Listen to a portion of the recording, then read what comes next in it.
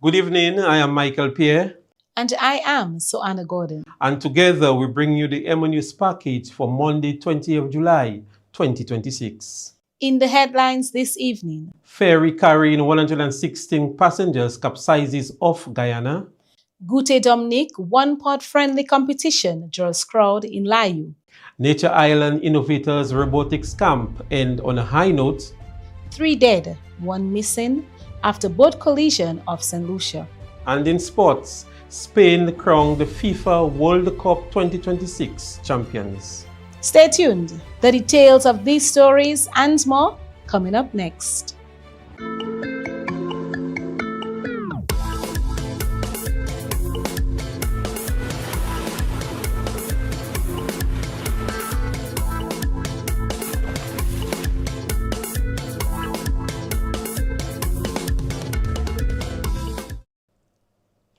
In local news, the spirit of culinary creativity was on full display in Layu on Sunday as businesses and cooking teams gathered for the Gute Dominic one-pot friendly competition, one of the signature events of Dominica's inaugural culinary festival. The Hillsborough exit point came alive with mouth-watering aromas, local flavors, and a festive atmosphere as participants showcased a variety of traditional one-pot dishes in a friendly contest celebrating Dominican cuisine. Speaking with EmoNews, Marva Williams, the CEO of the Discover Dominica Authority, expressed her excitement over the successful event.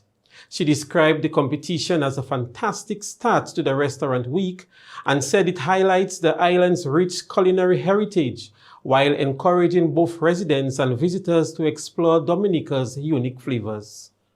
Ministry of Tourism and Discover Dominica Authority is proud to present Restaurant Week. Our Restaurant Week officially starts today, July 19th, and it's going through July 26th. We have 19 participating restaurants from across the island, and you can go to the various restaurants and enjoy different meals, And the aim of Restaurant Week is to build on the culinary aspect of tourism, because we know there is a market out there for foodies, people who are into gastronomy, and that is just Discover Dominica's way of building on that particular product offering. So we're excited to celebrate the inaugural Restaurant Week. We call it Gute Dominic, Taste of Dominica. And what happened with the one-pot competition was just one of the highlights to Restaurant Week. We want to say thank you to the government of Dominica, the Ministry of Tourism. Thank you to the partners who came on board for one-pot competition. The participants, we had 8 participants. And thank you to HHV Whitchurch, Tuapita, for their sponsorship. We see value in this event. We know that this one-pot competition can grow into being something amazing, regional and international. And, we want Restaurant Week to become something great on our tourism calendar, where we see media and tour operators and travel agents and, thousands of individuals flocking to Dominica to enjoy our various culinary delights. Product Development Officer Odile Jean-Baptiste also shared her enthusiasm for the inaugural event, saying she was pleased with the strong participation and community support. She noted that the competition is an important addition to Dominica's growing culinary tourism offerings. Well, I'm really excited. This has been many years in coming, and finally with the vision and the push of Miss Williams, we were able to host the first ever Gute Dominic 2026 in Dominica. And as part of the Gute Dominic, we are having the Restaurant Week, which will run from today up until next week Sunday, which is the 26th. And today we are having the first ever a one-pot competition. As you can tell, I am really emotional about this because it has been a long time in coming, and with the visionary leadership of Miss Williams, it is actually taking place this time around. Participants and spectators alike praised the event for bringing people together through food, culture, and friendly competition. All right, well, we are here at Gute Dominic for the first ever Gute Dominic, and all of us here who are part of the team, we always cook. We, see the dumpling man, Robbie here, always on the chicken and cutting up. Lester is the flavor man, and me, I'm the all-rounder. So we come together and we're here to win the first ever Gute Dominic. And we're certain that we're going to win, and we know and confident that our food is going to be the best tasting. Good day to all the listeners on EmoNews, whether you're online or on YouTube. We'd just like to say welcome to Gute Dominic, and my team is Republic Bank. Today we are making a lentil soup with local chicken and smoked chicken. Tune in, see you later. Welcome to the green team. So today we are preparing a traditional Kalinago sandcoach. Let me walk you through the table. Here we have our fire already ready, getting set for the pot. And then of course we have our team of chefs. They are doing the ground provisions. Of course, you know the ground provisions are traditionally Kalinago. We have our fresh seasoning ready to put into the pot with some lovely velvety coconut milk. And then we are going to be accompanying that with some dashing tortor. We have the mashed pillow here ready for the tortor. So we're going to be accompanying our sandcoach with some tortor. And this is how we are going to be presenting our dish today. In a traditional Kalinago canoe, you can see that we are utilizing our Kalinago calabash to serve our dishes. And of course, adorned with our local flora and fauna. So this is a green team preparing a traditional Kalinago sandcoach.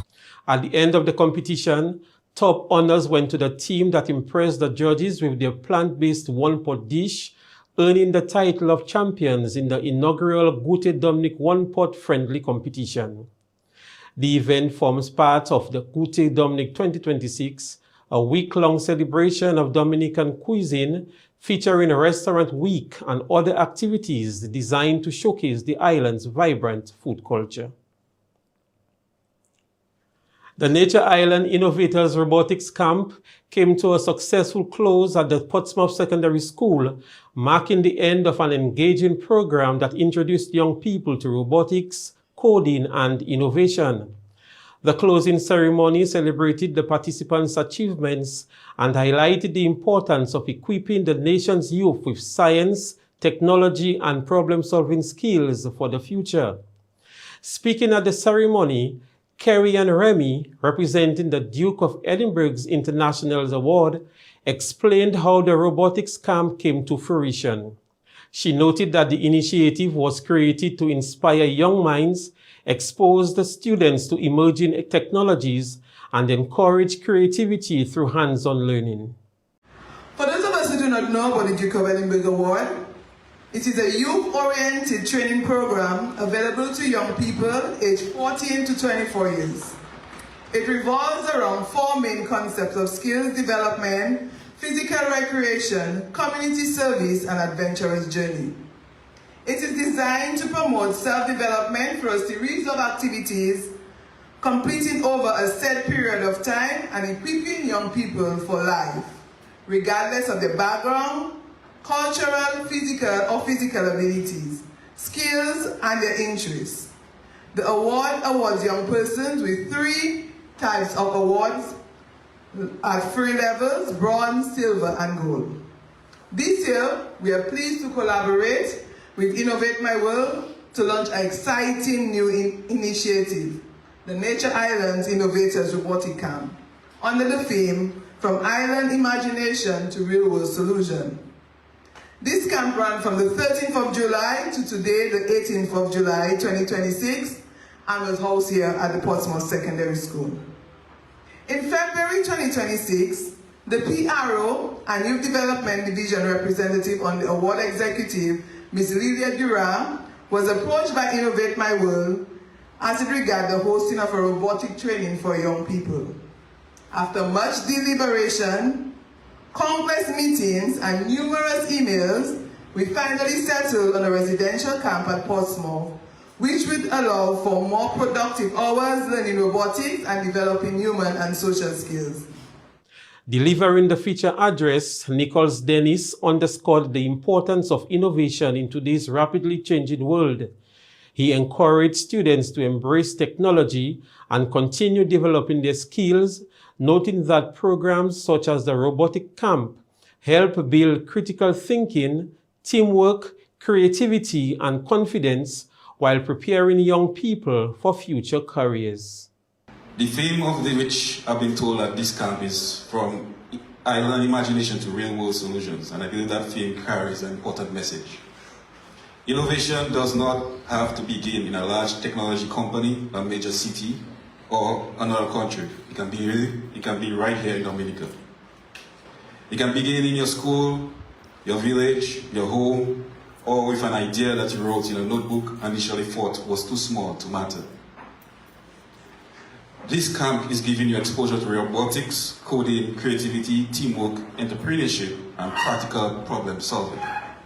You are learning how to think through challenges, test ideas, manage limited resources, communicate with others, and improve something when the first attempt does not work. Those abilities will remain useful whether you eventually become a programmer, engineer, technician, entrepreneur, teacher, designer, or choose a completely different career. I have drifted different times in my life to different career paths.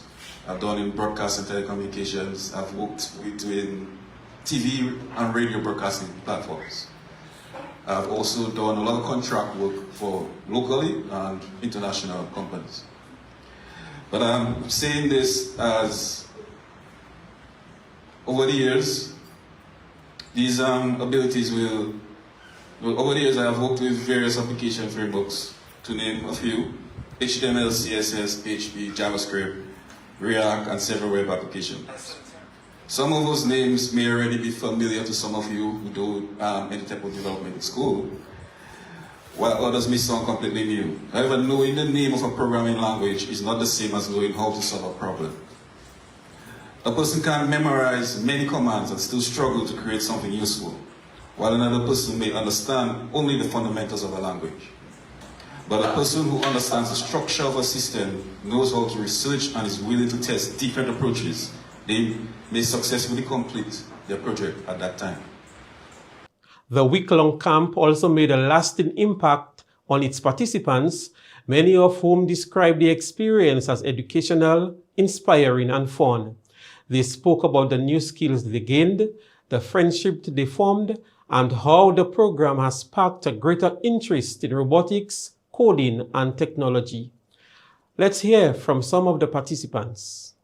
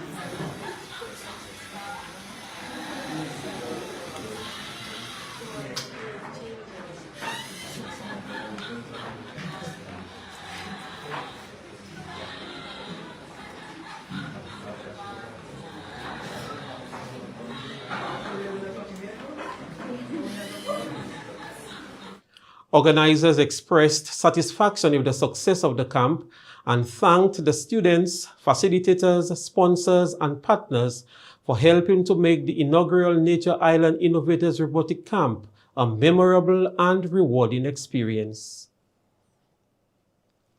And finally, in local news, The United Workers' Party's candidate for the Marigot constituency, Senator Delbert Paris, says he is a community-minded individual with deep roots and strong values in Marigot. Addressing supporters at a political rally yesterday, Paris said his calling is to serve the people of Marigot. He also urged the residents to get confirmed, stressing the importance of strengthening their faith and commitment to the community. My part is to serve. My part is to serve the great people of this community and the great people of this country by doing the things that you have equipped me to do, with the skills and the knowledge and the talent and the know-how and the bravery to say, yes, I want to be a part of the solution for this great constituency going forward. I want to be a part of the solution for the great constituency going forward. We have work to do, ladies and gentlemen. We're going to talk about a few things. Mr. Linton spoke to you about the confirmation and all of the work that we have to do. I'm not going to go back through that again. When you see us on the road and you have our numbers, find out one of us. We will help you. We'll get the transportation. We will put your name on the list, and we will get the people with the mobile kit to come to your home, and we will help you to get on that register because it's important. Paris also spoke about what he described as troubling issues affecting the constituency, particularly the abuse and neglect of some senior citizens. He said greater care and respect must be shown to the elderly. Too many of them are fending for themselves at their homes. I've seen it myself. And so some friends of mine, members of the community who live here and overseas, in the last 8 months, we came together, we saw a need, and we came together and I think, guys, we have to do something about it. We came together, and in the last 8 months, we have given out 5 wheelchairs. That is the most expensive item. And I mention it because, yes, you can clap for that, because we have more coming. And I mention it because when the idea came up, somebody requested one. Somebody requested one. And when we started talking, I said, no, but we have too many people. We have too many people in the constituency that have mobility issues. So we created an organization called CAMI. It stands for Community Assistance and Mobility Initiative. We're helping our people to move. We're helping our people to move. We've given out 5 wheelchairs and we're still taking donations because we have a lot of people, victims of stroke, age, who they just can't move as well as they used to. And a wheelchair is making such a difference in their lives. And this is all our effort. We just Marigot people coming together. He added that one way to help address these social challenges is for more people to get confirmed and embrace the values that guide responsible and compassionate living. If you know somebody in need, reach out to one of us. Find me, we will find a way to help. Because that is what I know. That is the Marigot that I know. My father taught me about the Marigot of 1930 to 1985, where people didn't take loans. We had an attitude where we did it for ourselves. We took care of our people. And that is what I want to continue to champion in our community. Ladies and gentlemen, but that's why we have to get confirmed and participate in the democracy that we fought for, because at the end of the day, we can only do so much for ourselves, and our government is responsible to the people of Marigot because we deserve more. Because we deserve more. We cannot put a government in power and still have to fend for ourselves every single day of our life. It is not right and it has to stop. But for it to stop, ladies and gentlemen, we have to let our voices be heard. The first step, make sure your name is on the list to vote when the time comes.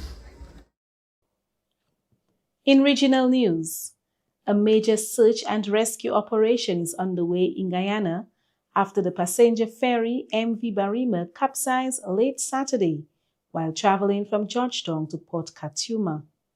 Authorities say the vessel was carrying 116 passengers and crew. So far, 53 people have been rescued, while efforts continue to locate those still missing. The ferry reportedly overturned near the Pomeroon River after a distress call was received just after 11 p.m. prompting a large-scale response from the Guyana Defense Force, Coast Guard, and private vessels. Officials say the ferry was equipped with life jackets and emergency life rafts. No fatalities have been confirmed, and the cause of the incident remains under investigation. And 3 people have died, several others injured, and 1 person remains missing following a tragic boat collision off St. Lucia's west coast late Saturday night. The accident occurred near Anse Cochon between Canaries and Soufriere, involving the passenger vessel Ocean Angel and the pirogue Mango Tours. Emergency crews, including the Coast Guard, police, fire service, medical personnel, and nearby boaters, responded swiftly to the scene. Authorities have identified 2 of the victims as Makeda, Nestor, and Debbie Dolo. Several injured passengers were taken to the hospital, while search and rescue efforts continue for the missing person. Prime Minister Philippe J. Pierre expressed condolences to the victims' families, wished the injured a speedy recovery, and praised emergency responders for their dedication. He also assured the public that the government will support the ongoing search and rescue operation and the investigation into the cause of the collision. The police have launched a full investigation as recovery efforts continue. And finally, let's now take a look at Team EmoNews in St. Lucia, where we're bringing you live highlights from St. Lucia Carnival 2026. The festivities reached their peak with the highly anticipated Carnival Monday and Tuesday street parades, as thousands of masqueraders flood the streets in a breathtaking display of colorful costumes, infectious music, and vibrant Caribbean culture. Here's Team EmoNews in St. Lucia. Hello, my name is Emily Anselman. This is Stacia Ostry, and today we are here in St. Lucia to bring you St. Lucia Carnival 2026. It's a privilege to be here. We are happy to be here in St. Lucia to experience this carnival, to experience their culture, to experience the vibe, to see how it's different from our own back home, and to just experience something new. So we're really excited as to what they have to offer today, what we're going to see, the people that we're going to meet, the celebrities and everything. So it's just going to be as fun and exciting 2 days of Carnival in St. Lucia. So we are going to show you some of the vibes here. Stay tuned.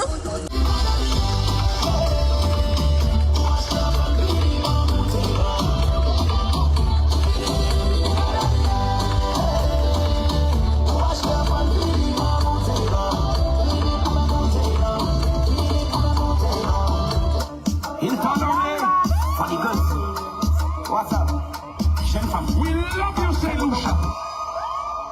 Thank you, judges, so much. This was Zuvo.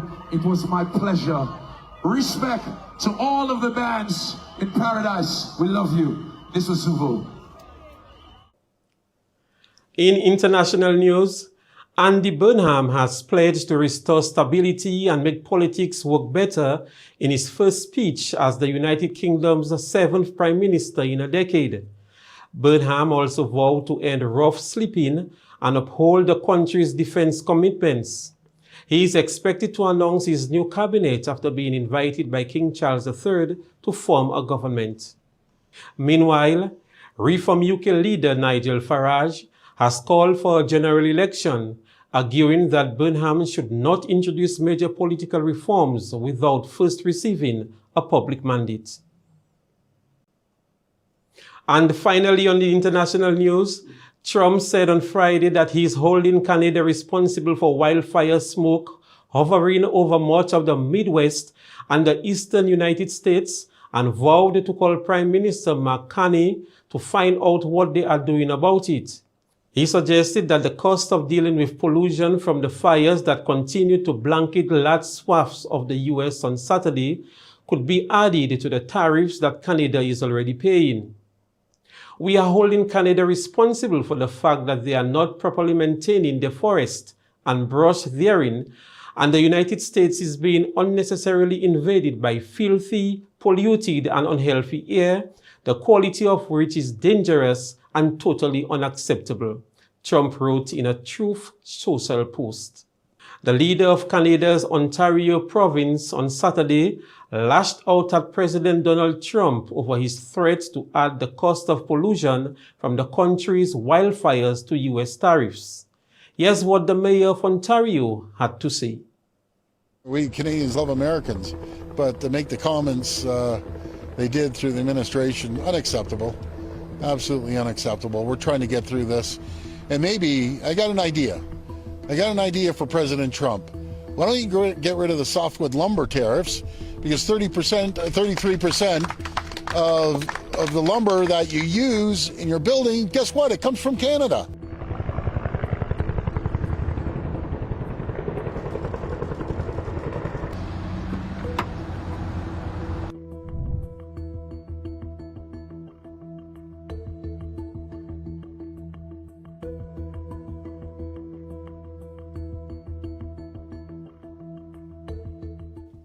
And that's a wrap on international news. Stay tuned for sporting highlights in just a moment.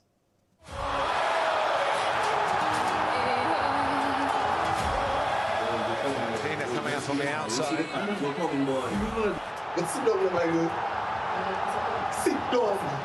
Tadina coming up on the outside. Look it.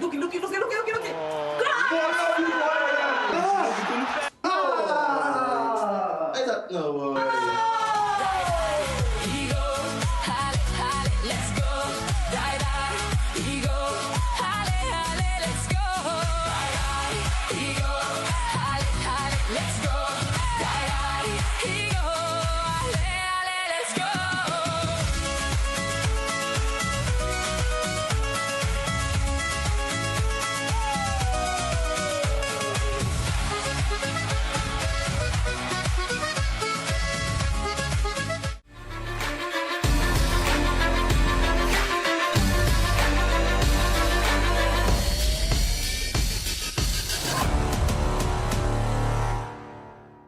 First up in sports news, Spain are the champions of the 2026 FIFA World Cup after edging Argentina 1-0 in an intense final that required extra time at MetLife Stadium in New Jersey.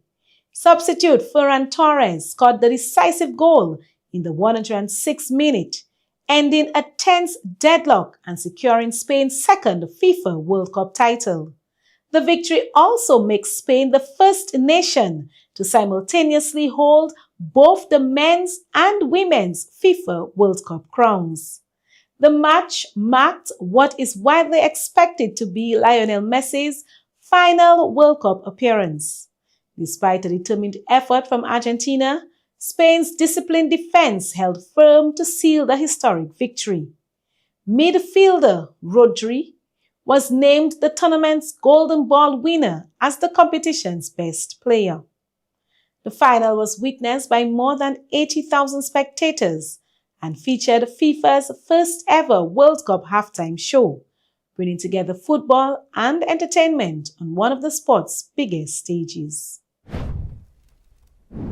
In more World Cup related news, Kylian Mbappe has retained the World Cup Golden Boot after Lionel Messi failed to score in Sunday's final against Spain.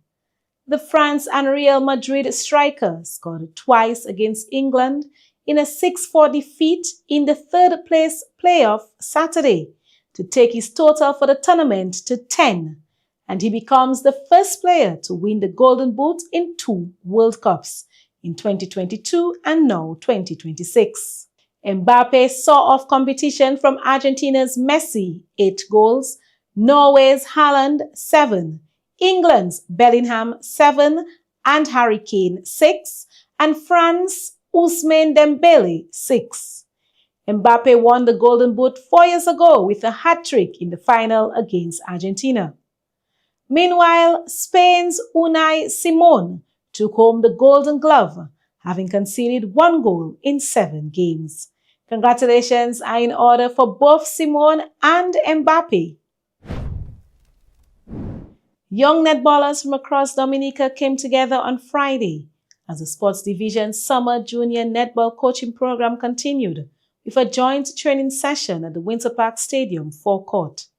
Students from the Cassibruce, Portsmouth and Roseau clusters participated in a day of learning and competition, taking part in warm-up exercises, skill development drills and friendly matches between the different clusters under the guidance of Sports Division coaches. Before stepping onto the court, the participants also took part in team-building activities led by Youth Officer Jade Hill, aimed at strengthening communication, teamwork, and leadership skills. The Sports Division says the Summer Junior Netball Coaching Program will continue next week with additional training sessions in Marigot, Portsmouth, Cassibruce, and Roseau as it seeks to develop the next generation of netball talent across Dominica. And that's all the sports news for this evening. We'll be right back with the weather report.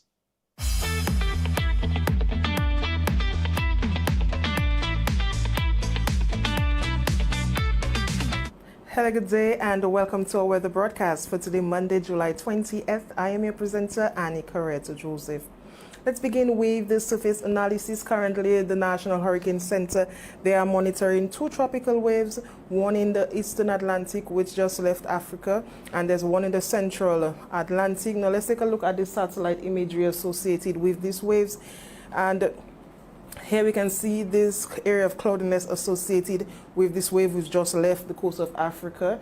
And this wave may be around the region somewhere over the weekend. This central wave here, it's a small area of convective clouds, and this wave is expected to move across the Lesser Antilles sometime on Thursday. Today across the region, the Atlantic high pressure system was the dominant feature, and we saw very few low-level clouds which moved across the islands. As we zoom in on Dominica, we have partly cloudy skies generally over most of the island. Radar imagery indicated only isolated showers across parts of Dominica. A reduction in Saharan dust concentration can be expected today and into tomorrow. However, as we move into Wednesday, we get to see an increase again in Saharan dust concentrations. As a result, persons who are sensitive to dust, they are advised to continue to exercise caution. Conditions for tonight, partly cloudy skies with some few showers. Temperatures to be down to about 26 degrees Celsius along the coast, about 23 in the interior. A reduction in wind speeds tonight as we see winds generally out of the east peaking to near 20 kilometers per hour. For the next 3 days, Tuesday, Wednesday, and Thursday, generally partly cloudy to cloudy skies with a few showers. Temperatures to be warm to about 33 degrees Celsius along the west coast, about 30 on the east. Nights to remain relatively warm, down to about 25 degrees Celsius along the coast. Winds generally out of the east, peaking to near 20 kilometers per hour tomorrow, Tuesday. As we move into Wednesday, a slight increase to about 25 kilometers per hour. And on Thursday, 30 kilometers per hour. Seas, quite an improvement in sea conditions, especially out on the east coast. Swells to be about 5 feet tomorrow, Tuesday. As we move into Wednesday, down again to 3 feet out on the east coast and back up to about 5 feet on Thursday. The west coast will continue to experience wave heights up to about 3 feet throughout the period. The sun will rise tomorrow at 5:44 a.m. and set at 6:39 p.m. The high tides will be at 9:13 a.m. and 9:03 p.m., while the low tides will be at 3:22 a.m. and 2:43 p.m. For up-to-date information, you can follow our WhatsApp channel. You can scan this QR code, or you can follow us on Facebook and Instagram at Dominica Met, or follow our website at weather.gov.dm. Thank you for viewing, and join us on Wednesday for your next weather broadcast. Good day. This has been Emo Nightly News Package for July 20th, 2026. I am your presenter, Soana Gordon. And I am Michael Pierre. Do have a pleasant evening.